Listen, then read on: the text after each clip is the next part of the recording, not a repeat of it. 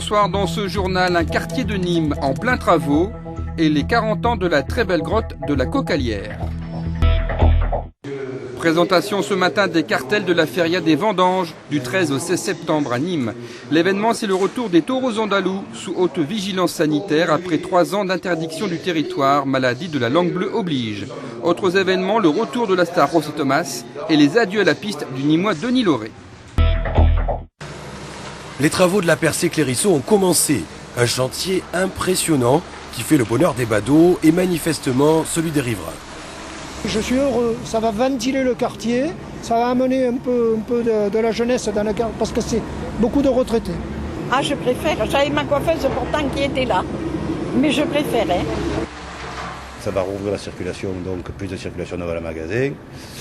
Ça va désengorger la rue Bonfant. Moi, j'habite à côté de la rue Bonfant, donc c'est pas plus mal. Et en plus, un immeuble tout neuf en face. Et donc des clients. Et des clients potentiels, il n'y a pas de problème. Objectif de ces travaux, ouvrir une voie de circulation parallèle au boulevard Gambetta. Une voie qui ira du jardin de la Fontaine jusqu'au bas du Mont du Plan. Mais pour les riverains, ça n'est pas suffisant. Il faudra aussi essayer d'amener une dimension économique à cette percée qui permettra de pouvoir faire vivre, qu'on ne soit pas seulement qu'un axe de sortie. Nouvelles rues, nouveaux habitants et sûrement nouveaux commerces. Certains craignent que ce développement soudain change la donne sociale de ce quartier populaire. On parle même d'un futur Montmartre nîmois. Du côté de la mairie, on assure avoir pris les dispositions pour préserver la mixité sociale de la zone. Le fait de faire une OPH nous permet de garder les habitants qui veulent y rester sur le quartier, puisque l'OPH donne des subventions à la réhabilitation, mais la contrainte, ce sont des contraintes de loyer. C'est-à-dire que les habitants du quartier pourront rester à loyer pratiquement égal dans le quartier. Fin des travaux, début 2009. Les signes du jardin de la Fontaine profitent de leur dernier bain en public et en plein air. Après la découverte du virus de la grippe aviaire dans l'est de la France, la municipalité a décidé de les confiner. Ils rejoindront l'enclos de la Bastide mardi prochain. Ici, j'avais installé une corde et puis je faisais l'exercice, je faisais des descentes en rappel et des remontées au jumard. Et puis là, je venais faire de la vocalise.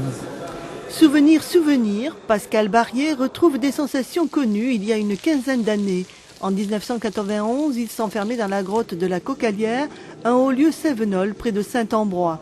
Il s'y livrait à une expérience sur le sommeil. Surnommée la grotte au diamant, tant elle est riche en merveilles naturelles, la Cocalière fête cette année un double événement, le retour du spéléologue, mais c'est aussi son anniversaire pour l'homme qui l'a découverte. Elle a 40 ans. Cette grotte a été découverte dans les années 50. Au cours de l'inventaire que nous faisions des cavités du Hogar et de la Basse-Ardèche. Et nous avons pénétré par escalade dans le réseau que nous parcourons actuellement. On avait l'image de la veine Armand en Lozère, de la veine Orniac qui était aménagée, de la grotte des Demoiselles aussi qui était aménagée. Il nous a dit pourquoi pas, nous aménagerions pas une grotte à l'intérieur. Parmi toutes les curiosités lovées dans un clair-obscur envoûtant, voici la perle des cavernes, un grain de sable qui grossit depuis 150 ans.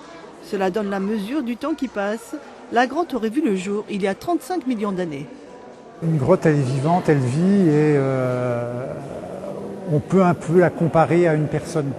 Si ce n'est que nous, sur cette terre, on est de passage. C'est un passage qui est court, alors qu'elle,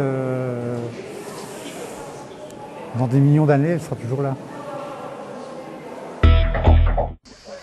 Elle s'appelle Dallas, il s'appelle Mick. Elle est australienne, il est irlandais.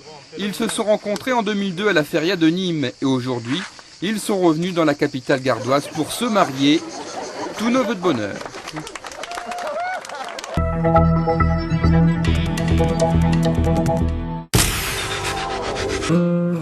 France 3 avec Sud de France, produit du Languedoc-Roussillon, vous souhaite une belle météo.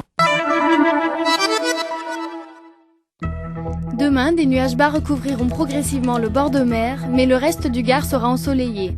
Les températures sont constantes, avec des maximales atteignant les 30 degrés à Bagnols-sur-Cèze. Le dimanche sera inchangé, mais lundi, le ciel risque de se couvrir toute la journée.